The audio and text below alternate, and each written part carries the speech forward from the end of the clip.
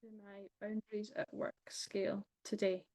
As you can see, it's very simple, just on a scale of 1 to 5, and from okay to no way.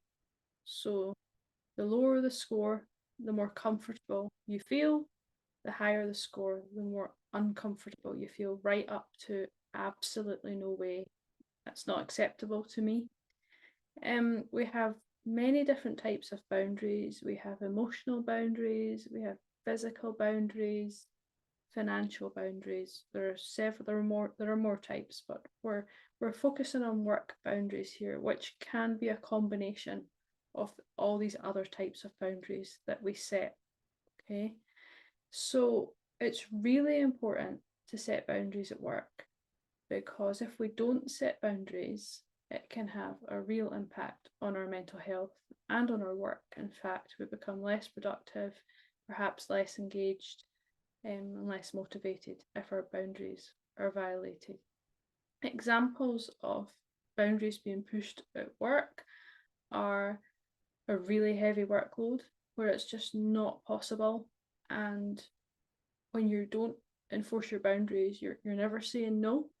So you just keep saying yes to things and the work literally piles up.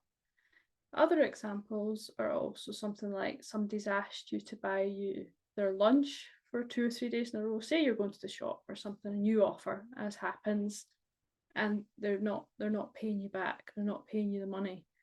That could be your financial boundary. Feeling uncomfortable with that. So this scale can apply to lots of different things at work.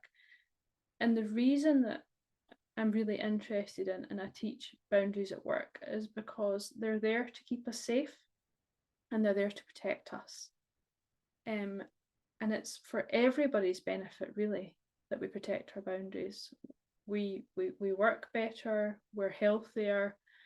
So for organisations overall, it's better if we protect our boundaries. And one of the things about boundaries is communicating them. They're no use. We might know them and we'll definitely feel them. That's why I say trust your gut. You just get that gut feeling when something feels too pushy for you, it feels too far for you, it feels uncomfortable, it feels icky for you. We know when that happens. What we must then learn to do is to practice telling people in an assertive, polite, calm way that we're not okay with that we can't do that. You might be asking for your money back for the lunch, and these things are okay. And whenever I teach boundaries, that I do sometimes say as well that sometimes people in the world who need the boundaries the most because of their own self-regulation difficulties or whatever it is, sometimes the people who need the boundaries the most sort of react the hardest when we try to enforce them. And that's okay. It doesn't always happen, but sometimes people don't like when we put boundaries in at first.